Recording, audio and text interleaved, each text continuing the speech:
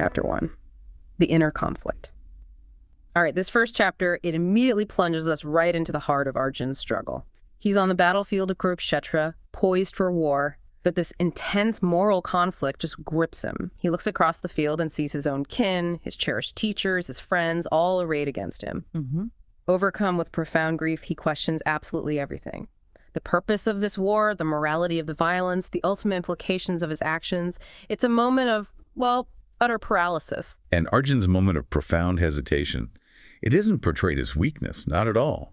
It's the quintessential human condition. We all face countless battlefields of choices, don't we? Where logic, emotion, ethics, responsibility, they all collide. The Gita begins right here because true clarity, it simply cannot emerge until the underlying conflict is fully acknowledged. You can't really solve a problem you don't admit exists. Yeah, that makes sense. This chapter masterfully highlights our universal struggle, that push and pull between external expectations and our own internal conviction, our moral compass. Arjun's deep despair on that battlefield, it mirrors the very same dilemmas we face in our modern lives, day in and day out. The book suggests that decision paralysis isn't simply solved by intellect alone. It requires a much deeper alignment, an emotional resonance with our choice, and fundamentally a clear moral foundation. Without that, even the most logical decision can feel profoundly wrong, can't it? Absolutely. And every decision we make, it creates ripples, both within us and, in the world around us. Our ambitions frequently collide with ethical boundaries. Yeah. It's almost unavoidable. In a world that's so driven by immediate results, the Gita brings us right back to the foundational importance of intention. When we're driven by fear or ego, we often delay crucial decisions, or sometimes outright avoid necessary action. But inaction, it isn't neutral. It carries its own significant consequences. Indecision itself is a potent form of inaction, and it carries a very real, often hidden cost. The chapter delves into this section called The Calm Before the Storm. It's a truly poignant moment captured when Arjun asks Krishna to position his chariot right between the two opposing armies. This request is absolutely charged with tension. It's that final, suspended moment just before the war irrevocably shatters his certainty. His body is physically ready for battle, sure, but his mind hasn't yet fully reckoned with the devastating consequences. And this moment, it's universal, isn't it?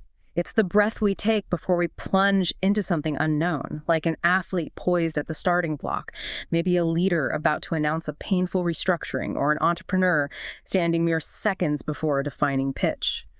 The book highlights that readiness, whether it's physical or mental, is not the same as true resolution. That's a key distinction. And Arjun's seemingly simple command, position my chariot, it masks a much deeper, more existential question. Do I truly want to see them?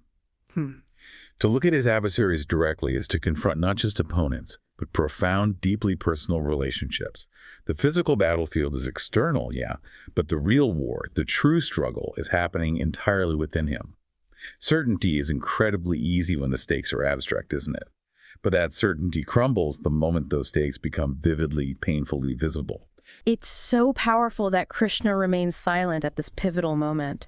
He doesn't offer immediate advice or some quick solution. Instead, he simply positions the chariot exactly where Arjun requested, forcing Arjun to directly confront what true courage demands.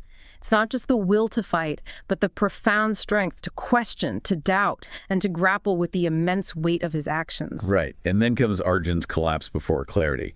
He just sits down on his chariot, completely overwhelmed with sorrow, having set aside his bow and arrows. This isn't a mere pause. It's a profound collapse, not of his body, but of his spirit. This marks the absolute lowest point in Arjun's transformative journey. And Krishna, he remains silent.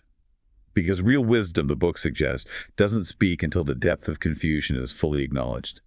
In that profound silence, Arjun crumbles emotionally. And it's precisely from that emotional crumbling that the true journey of transformation begins. Sometimes, the breakdown is the breakthrough. That idea of crumbling before clarity is so powerful. It feels so true. It's really when we finally put down our tools, our masks, all those pretenses, and admit, I don't know what to do, that genuine wisdom finds the space to enter. Yeah, which leads us directly into the entrepreneurial framework presented here, the leadership crisis. The hallmark of a true entrepreneur, Kadam argues, is the ability to confront intense emotional turmoil directly in the line of duty, even when the path ahead is incredibly difficult or unpleasant.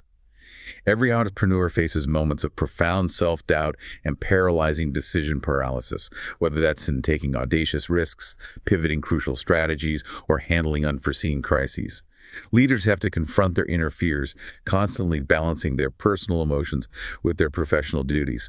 Collapse isn't a weakness, it's the clearing ground for real, authentic leadership to finally emerge. And these moments of crisis, they aren't just obstacles to overcome. They're powerful invitations to reframe our perspective and seek entirely new viewpoints. This is the journey of business, isn't it? It's not some unusual occurrence, but the very nature of the roller coaster ride. Leadership truly begins when we stop posturing, stop pretending we have all the answers, and start genuinely listening to our intuition, to our team, to the market. Acting with clarity, as the book highlights, might mean making incredibly tough decisions, like cutting costs to preserve the core mission of your venture, or maybe prioritizing the well-being of your people over mere vanity metrics. Leadership begins when clarity is earned, not simply assumed. Exactly. For example, just imagine an entrepreneur navigating a critical pivot during a significant market downturn. They're grappling with immense uncertainty, trying desperately to manage team morale under pressure, and questioning every single move they make. The pressure to just play it safe can be absolutely overwhelming. But clarity doesn't come from avoidance. It comes from directly facing that discomfort. Strong leaders don't just retreat to a zone of comfort when things get tough. No. Instead, they consciously return to their fundamental purpose and act decisively from that anchored position. And Krishna's silence. It had such a profound reason in that moment of Arjun's collapse. True wisdom, the book emphasizes, waits until we are humble enough to admit our confusion. So when doubt inevitably strikes you, whether in your career or your personal life, the advice is to pause. Ask yourself these crucial questions. What must be done now? What am I avoiding emotionally? What is truly expected of me in this moment? Let that very discomfort guide you and allow clarity to lead your powerful return to decisive action. Yeah, the core takeaway from this first chapter is really clear. Once inner conflict has been directly confronted and acknowledged, the next absolutely vital step is to resolve it with unwavering strategic clarity.